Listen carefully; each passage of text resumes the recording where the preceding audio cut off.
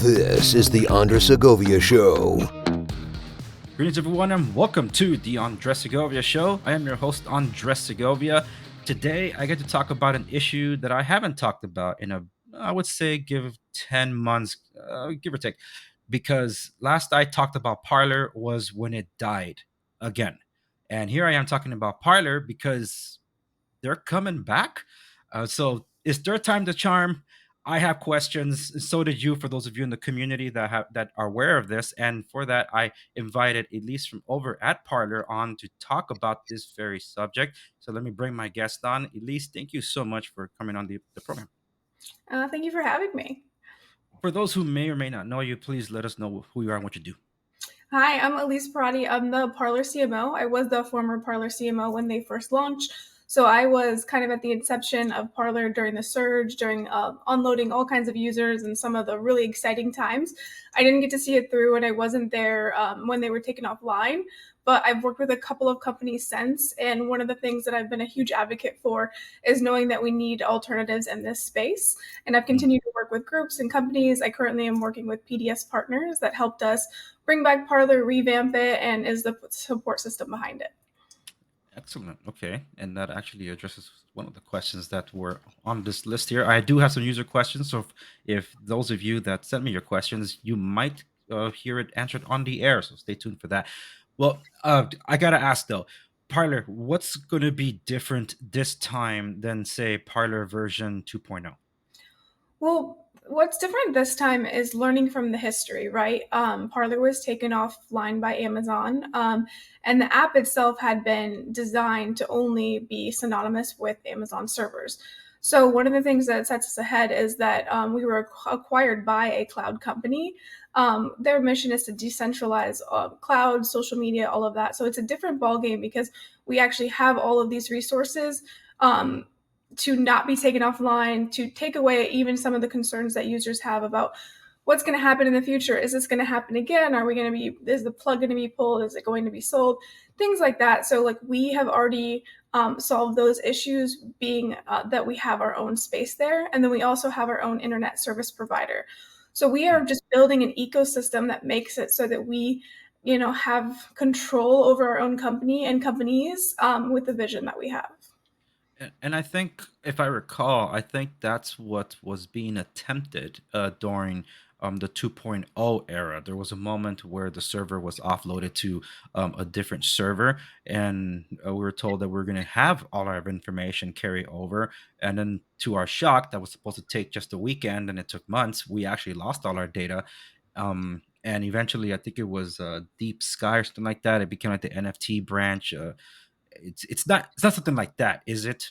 No, we're not. What we're trying to do here is really take it back to technology. There was great teams that put Parler online and all of that, but what we have is a group of people that know exactly what they're doing technology wise, in the sense of even being able to go through. There's a lot of old data with Parler, a lot of things like that our team has been able to deep dive in, really get under the hood and salvage a lot of it. And that's kind of what's taking us a little bit longer, is making sure that we could basically get all of that stuff together, bring it back, get people's data back, get the accounts back, even get following counts back. We can't guarantee that all those people will be active, but we're going to try to re-engage everyone, have that there. So I know that previous ownership has tried to do that. This space is not easy, like in terms of cloud companies and things like that. Like I really, give a hand to everyone that came in and tried to salvage it. But, what you really need to do is be working with companies that know everything about this space and can take you into the future and not just catch you up. I guess I'll ask this question because we're talking about user data, but which user data are we talking about? Because when Parler 2.0 was promising the data from Parler 1.0, which that was held by Amazon, which I assume they never got. Right. And then when Starboard bought Parler, they just shut everything off. And I'm assuming all they wanted to do was just be data brokers and sell the user information, because there was no recourse for us to tell them, hey, give me my info back. I was still getting newsletters from Parler. um, what data is Well, I guess you mentioned some of it. So we're talking about posts. We're talking about certain follow accounts and things like that. But what is it from Parler 1.0 or Parler 2.0? We're trying to do both. The reason I can't make promises on all of it because I'm not under the hood, Of but course. basically trying to go back from like inception, Wow. and get everything that we can. Obviously, that space is tricky because like there's a whole map from when it was launched till now. Hmm. That is definitely a deep diver question for more like the engineer side of how that would be possible. Hmm. Obviously, if there's things that Amazon has us locked out of, we're not going to be able to salvage that. Of But course. we're doing everything that we can for everything that we currently have access to and have ownership of. So we're talking about the old days with whoever is going to be heading Parler. Is John? I think it's Matesy. Is will he be returning? We don't have any plans to bring him back. We're bringing in a fresh CEO, as well as everything on the engineering, tech development side. We have that covered with the company that purchased Parler because Okay. they already have their own ecosystems. They already have launched a couple of different apps. So these technologies that they're working with, they've created, and they're just going to use them to accentuate Parler. So we don't necessarily need to build out that side. We have Hmm. set up. Okay. All right. And this kind of answers a bit of a question with doing better with technology, and everything you've been saying is speaking to that, because this does sound like it's a different structure than what 2.0 tried to do. And to be fair, it's I try to talk some sense into some of the community that were very vocal in their displeasure with what's happening with 2.0. It's like you have to understand they lost everything Right. overnight, and it was unfair. And honestly, I believe it was targeted. Mhm. Um, I mean, if you think about it like a house fire, like everything burned down, there was nothing left, there was nothing salvaged. The the thing to learn from it, and this is advice for anybody that is starting up a new app, is that if some of these bigger companies offer anything for you to make your app only compatible with their cloud servers, whatever they're offering, make sure that you have a system that is built to be able to switch onto all different types of servers, and also be planning some autonomy for yourself if ever there's a time when your company is at odds with whatever service provider you're using. Yes, and I'm glad you mentioned that, because as we were talking before we started rolling, um, Parler was unduly targeted, and they were blamed for what transpired on January 6th when I was on Parler at the time. I think I joined midsummer 2020 because I was just tired of the censorship across other platforms, and Parler was all over the news as a Twitter competitor. They weren't calling it alt tech yet. That was a term that came out later to try to put a label on something just so it could sound awful, stay away. Mhm. And I did land on Parler. The engagements I was getting there compared to Twitter were just quite literally off the charts. And it wasn't so much about like, oh, I'm gonna go express my political opinion. No, it was just people literally engaging with even the most random of things. It didn't have to be anything political per se. And I did enjoy the experience. I grew a follower base. My show was experiencing a growth that I haven't had for a while because of censorship. And I really enjoyed it and missed that. But when January 6th happened, and it's like these big tech oligarchies saw this as an opportunity to put the blame on Parler. So when the January 6th committee basically released a report, and Parler wasn't technically the one on it, it was Facebook, it was Twitter, to some extent some of the incitements were coming from YouTube. It's like, yeah, okay, yeah, so where is Parler in all this? Because Parler was the only one that was punished. And it was shortly after that, if I'm not mistaken, that Parler 2.0 had a chance to come back. But I think that's very unfair, and that lie still being perpetuated today. But in knowing that, I guess that's the history to learn from in what you talked about, self autonomy here, so that will not repeat itself. But I thought that's also what. Um, well, I guess Parler 2.0 was purposely shut down by who bought him. So um, I guess it wouldn't be the same thing. But for those that have that concern, Elise, what is Parler doing to win back that trust with the Parler community that quite literally felt abandoned one day to the next when Starboard bought him? So I can't really speak on Starboard and like their intention for the platform. I know that they also like when they purchased it had great ideas, but the thing is that again this space is tricky. I mean, running an app company is expensive. Run like a successful one, having all the engineers on board that know what they're doing. It's a really tricky ball game. So it's not a space that is for everybody.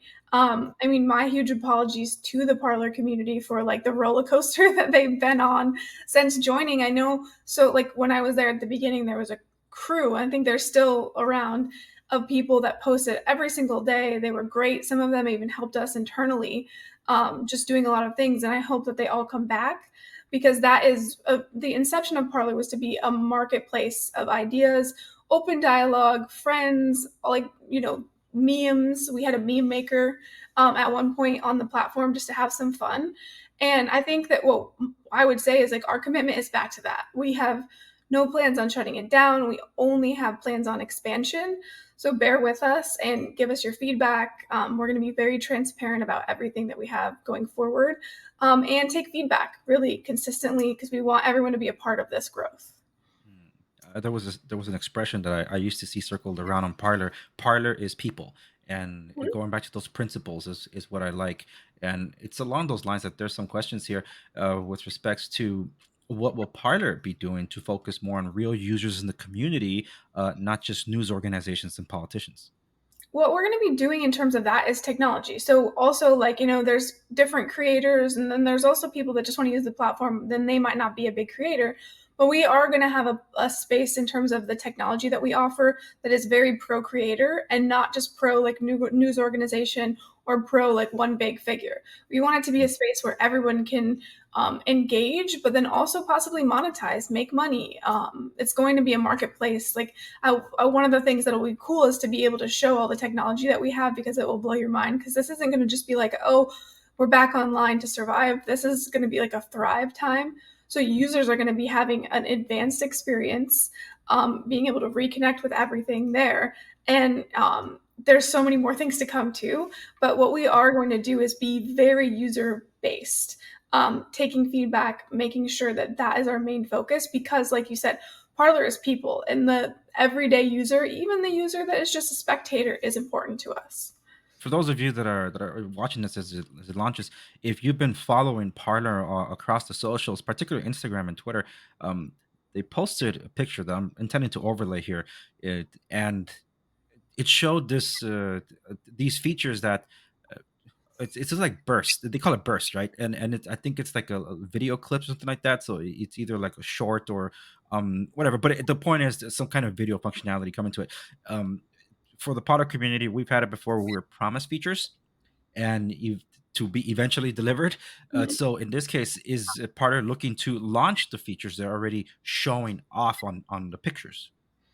Yeah, so we're going to be launching soon. So there might be a little bit more of a bare bones, like this is your everything that you need, and then as we go week by week, because when you think about launching technology, we have to make sure that everything works seamlessly. So one of the things we will be doing is invite only the first month to make sure that like we test out all of our systems, make sure they're a go.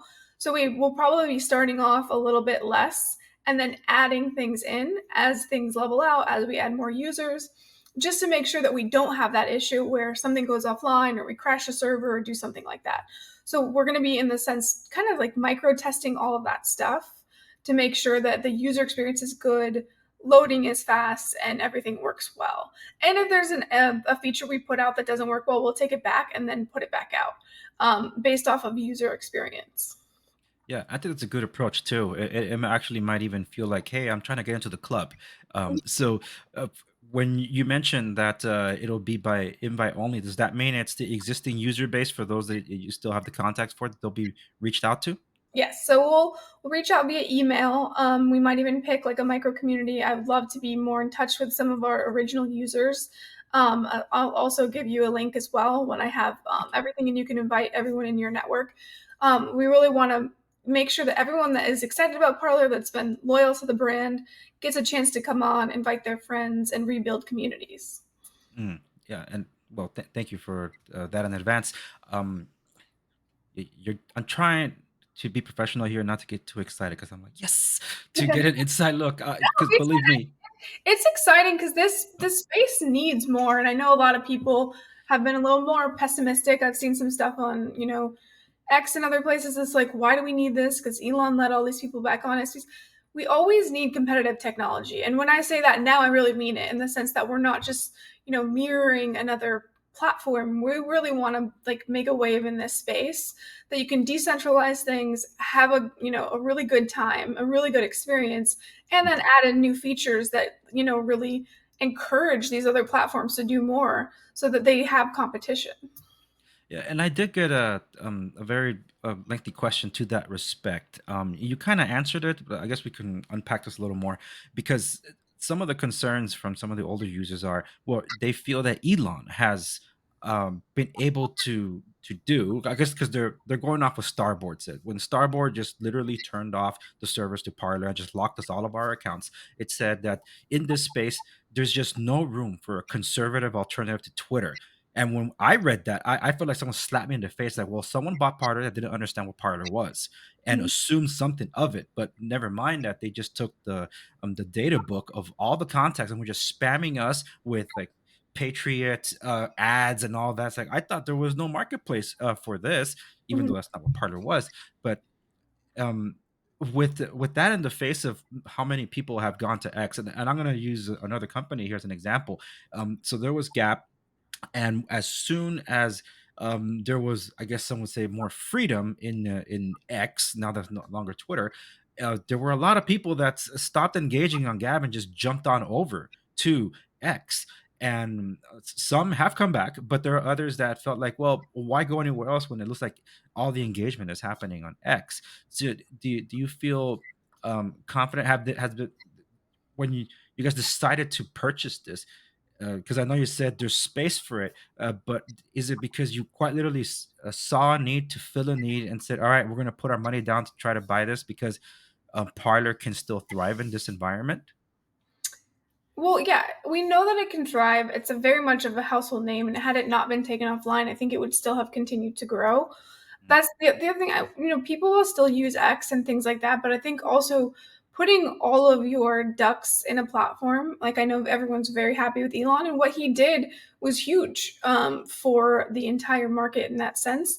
However, like one company could let you down at some point. So having options and having other places to go that have better technology, and like what we're trying to push forward is to say, hey, you know, X is cool. Like you opened it up, you gave some people their accounts back, but that was what our founding was on. We don't have to amend any of that. But what we're mm, going to do is we're going to relaunch with better technology and things and other options and other things for creators to really enjoy themselves. I'm sure people will still use X. I know that's there, but I think our target of users and loyal base will come back just because of the foundation of the company. We're looking to go global. There's such a market for this everywhere, and it's needed. mm. So I'm not worried about that. Okay. And there is a two-prong approach there. I like that it's going global, but then again, there's that stigma, as I mentioned earlier, that Parler has that reputation. How unfair it may be, but the point is that anybody just Googling anything about Parler, there's the legacy media articles, all of them just still to this day, even when you purchased it back in December, or at least it was made public, it was saying, "Oh, Parler, the alt right wing, the alt tech right wing platform that January 6th writers," and they're like, "What, you guys are still saying that?" It's like it's ridiculous. But I outside of the United States, there is no other way to push back against those lies. So is Parler prepared for that, for a media blitz to try to win others out of the country into this? Because when a lot of people just have quite literally one American source and it's CNN. Mhm. Um, Sometimes the world offices are a little more fair than the ones in the United States, but is Parler prepared to quite literally tell everybody, "Yo, man, that wasn't us"? Oh, absolutely. I mean, I have a number of case studies too, and like we talked a little bit in pre-show about like even the January 6th committee. There's nothing about Parler causing any of these things. There's actually more data points to show that, there were groups on Facebook and other places that people did organize. We're not going to get into the details of taking a position on January 6th. However, Parler as a company and the previous Parler didn't have anything to do with it. I think one of the things that they hit hard on was a couple of posts that everyone was kind of going back and forth on. Is this free speech? Um, is this violence and things like that? Had I had the option, there's probably a couple of posts that I would have taken down because there was a couple things that were like making threats to Mike Pence's life. We're not going to allow that on Parler, the new platform. Anything that has to do with violence in terms of like actually like assaulting another person, wanting to, take another person's life or something like that, that's not something that we can allow. That's something that will, shut us down as a company. And I know that that's controversial in some spaces because there's, different points of view that, really just want free speech absolutism in the sense of like, say whatever you want. However, in the grand scheme of safety of users and, not organizing people to, go after or attack someone, you do have to be careful. So we do have systems in place to make sure that we won't have posts like that. Yeah, and to that, I'm actually glad we're entering this conversation here because this is where free speech advocates like myself, I wholeheartedly believe in the freedom of speech.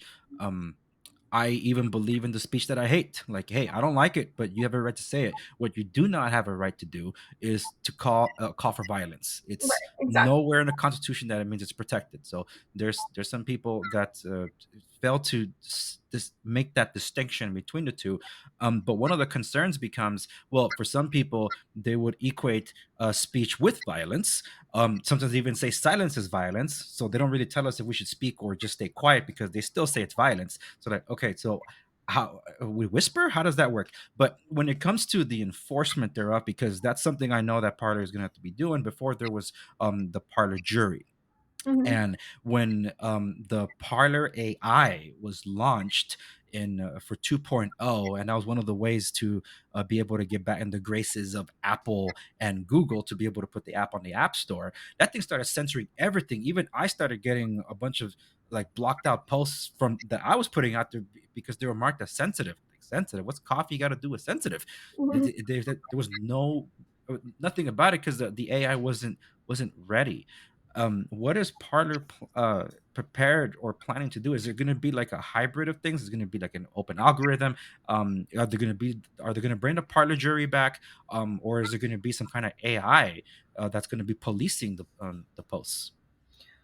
We do have an AI system, but we are addressing all of the things that you mentioned. Like it's not going to be just censoring, everything or anything like anything it sees fit. It's a more advanced system where it's something that's going to be looking out for, violent content, anything that has to do with exploitation of a child, like things like that.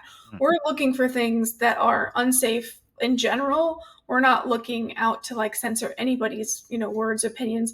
We're not the arbiter of truth. That's the thing as a company. I have my own political opinions. Everyone has everything. I'm also free speech. I think, people should be able to say as they please, and you could just keep scrolling if you don't like it, mute it. There's also features in, old Parler had this too, where you could just go into a keyword and say, I don't want to see this. I don't want to see this. And you make your own space and it's safe. But I think there's a number of people that want to be in control of what others have to say. And that's like a whole nother conversation. But what we want to do as a company is give it back to the people, let them have their own discourse, pick their own communities. But what we'll do is have the systems that work to keep things safe. okay, and because there are these guidelines that companies need to follow in order to put their apps on these app stores, that's kind of how one of the way um, these oligarchs at Alphabet and Apple are able to kind of bend other companies to their will if they intend to put their apps there because people want an app. It's a foregone conclusion. Right. Um, and because you've been mentioning apps, I'm assuming that there'll probably be launching either on the same time with the website or shortly thereafter, however it might be. But if the apps will be present on the app stores, the concern is there's already some censorship guards in place just to comply with what Apple wants, with what Google wants. Parler used to have it where you can, if you have an Android device, you can side load the app. Will that still be an option to bypass those sensors? That is something I don't have an answer for you for on that. That's not something we have really planned out. We will have to work within the guidelines of the App Store because we want our product to be available. Mhm. Obviously, we all have our own opinions on that, and I would be a big advocate for Apple and Google to be allowing more marketplace competition, and I have done that, and I would have this conversation with them, but we will follow their exact guidelines because that is something that we have to do as a company. The idea of having like a side loaded app is great. I don't know if that's in the plans right now, but I can get back to you on that. Okay. Yeah, because I know that helped alleviate some people's concerns during Part 2.0 when they made the app available as a side load option. And with Apple reportedly looking to allow a side load, that might even be an option for iPhone users in the future too. So that's pretty exciting I think there. just like looking like deeper into the future too. I know there's many people that are talking about launching phones. I know Elon has discussed it. I mean, something I see in the next decade is that there's going to be multiple different app stores, not just Apple, and not just the Google Play Store. There's going to be lots of options for where you can download and get apps. But right now, we'll play in the game that currently exists, but plan for the future. Yeah, and I hope people have learned their lesson because it was the people that said there's no app for that. That's why I can't use a BlackBerry.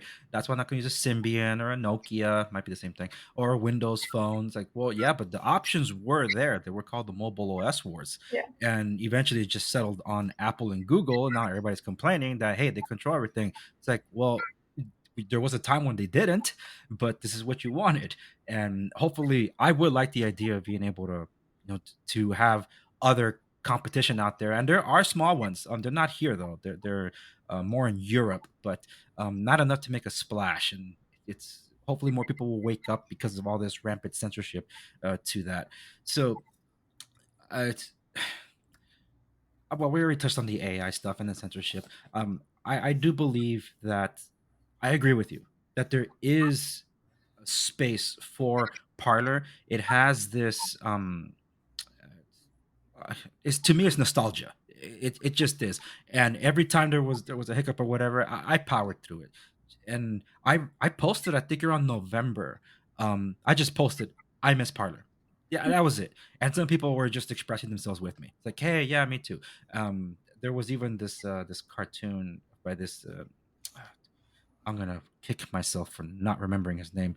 Tetsuya, I think is his name, and he had put this thing where it was the giant apple, and it was destroying other tech companies, and but in the form of little birds. And it's like, oh look, it was when the time that Apple was supposedly threatening to take X or Twitter off the platform, and there was a little person passing by like, oh no, look at this little Tweety bird. And he held it up like, wait, this isn't Twitter. It was Parler. And I'm like, yeah, I know. That's how I felt. It's they took it out, and just the idea that it's coming back, um, and learning from history is what gives me hope. And whoever is managing the account over for the social media is doing a bang up job. So doing much better than what Starboard didn't do with it to communicate, to drop in these teases, and to actually engage with those that are posting back. So that's a good way, at least for me, to tell the community like, hey, look, we know, we get it, and we would appreciate if you guys come back. So I do hope for the best, and for those that do want to stay like in the know about like the progress and when it might launch, because there were rumors that this thing would launch in February. Yeah, so what we're trying to do in terms of social media, like the focus in terms of everything we're posting is, just giving a vision of what we're doing behind the scenes. And then as we have the exact date, we're going to do a countdown. It's coming soon. It is coming in February. I know that for sure. I'm not going to Mm. give the exact date. Don't put my foot in my mouth or get ahead of myself. Of course. Hopefully sooner than we think because everything is going very smoothly with the transition over to our technology. So I'm getting like really great updates from the tech side every day. Mm. The desktop version is very close, but we're going to launch everything together all at the same time so everyone can experience it together. So once we have a countdown, I will let you in on it. We'll post it online, and we will make sure that everybody knows. And then that countdown will be to the invite only.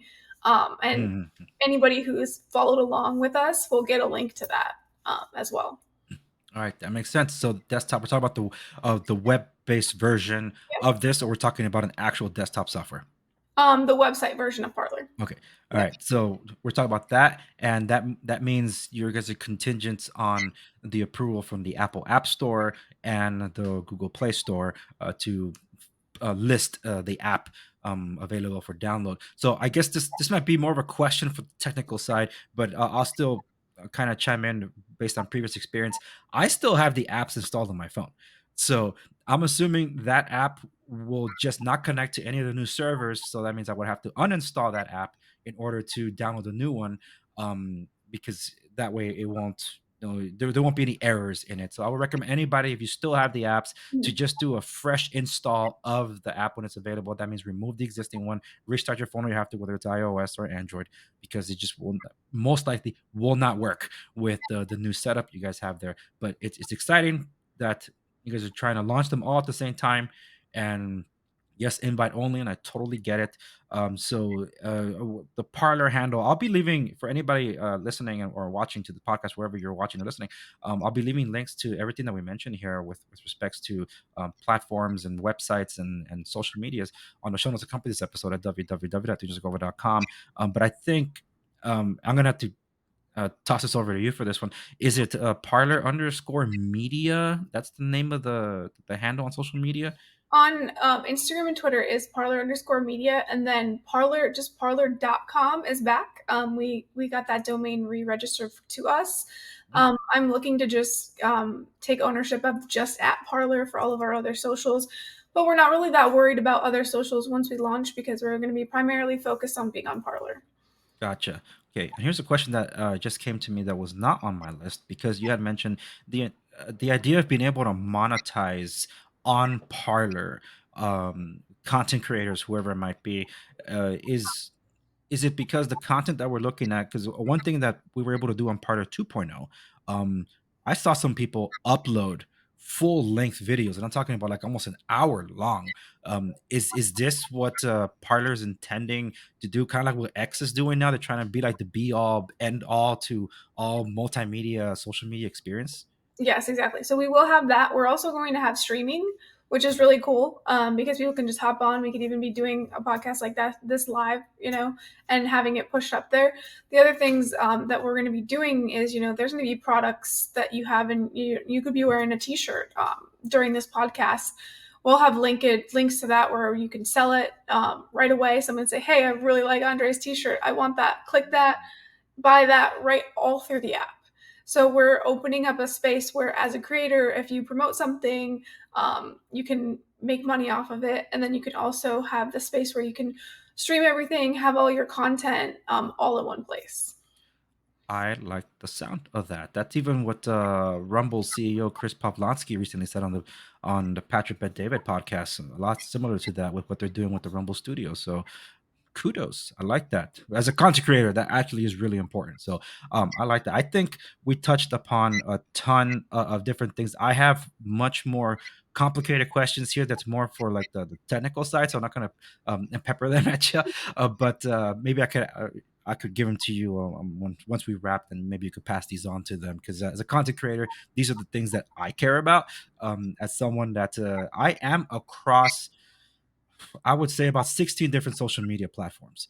But what helps me post across all of those things would be tools like automation tools, similar to If This Then That or Zapier and things like that. Just something that helps workflow automate. But I do engage on these platforms too for anybody that's responding, because I believe in making yourself uncancelable, kind of like what Parler's trying to do, what Rumble has been trying to do, because there will always be a target on anyone that penetrates the bureaucracy from big tech. They're going to want to take you out, and they'll get their friends either in the government or competing platforms to be able to do it some way, somehow. Looking at BlackRock and what they're threatening Rumble as of right now because of Steven Crowder's expose that they did on Mug Club just last week, as of this recording. So these things can happen. So I'm rooting for Parler. It's nostalgia to me. and it looks like everyone there has the right mindset. Really hoping it's not another Starboard situation. But you guys are giving me confidence in everything that I've been seeing since the purchase. So I'm really rooting for you all. And if you have any last words for the product community, I'll yield that over to you. No, and thank you for having me on. It's really cool to be able to connect and answer all these questions because I mean, even myself from, being there at the beginning, I had these same questions myself and same issues, and these are a lot of the things behind the scenes that we're working through. And I think that, we just want to bring everyone back. We want to open this space, and I think like you mentioned, in this space, I want people to be rooting for Parler because there needs to be more competition in this space. I mean, even in the sense of antitrust, you talked about Alphabet Company, other ones. If they can just take out a small company over small things or just go after things, you know, we need to be opening up the space to really encourage companies to keep launching, keep fighting for this space so that it doesn't just become these three companies and then that's all you have and that's the only option, because that gives them all the power. So we want to be a company that gives the power back to the creator, back to the user. So there's options. So there's, open forum, use whatever platform that you want, but support the ones that are giving you options. Well, and I do hope that people do come back. But if they do come back and they take a look around and say, you know what, I just um don't I can't go through this again. Will they have the option to be able to terminate their account? Of course, yeah. I mean, in terms of you can come in, you can if you have feel passionately about deleting your account, you're welcome to. But I promise, when you see everything, you see our interface, and you experience the new Parler, you won't want to do that. Well, counting on it. Well, at least I think we covered a lot of ground on the upcoming on Parlor. Everything else I think will be answered as soon as you guys are launched, which I'll be watching very very closely. So where can if it's okay if people follow you on the socials? Because if they can, you can plug in your social media. Yeah, so I'm on Twitter. I have a new last name. I got married in the past few years, but Oh, my congrats. handle is at the Elise Rhodes. And then on Instagram, I am just L Pierotti. I need to kind of like get those kind of more synergized so everyone can find me at one place. But I'm on both, and then I will be on Parler. Excellent. Well, I'll be looking for you on Parlor as well because, like I said, I'm going to be there for sure. Well, then that's where we'll leave it. Thank you so very much for watching or listening wherever you're tuning into this episode of the program. Remember, every social media link and website that's referenced in this episode will be available on the show notes of company's episode at www.discover.com. Elise, thank you so much for joining me on the program.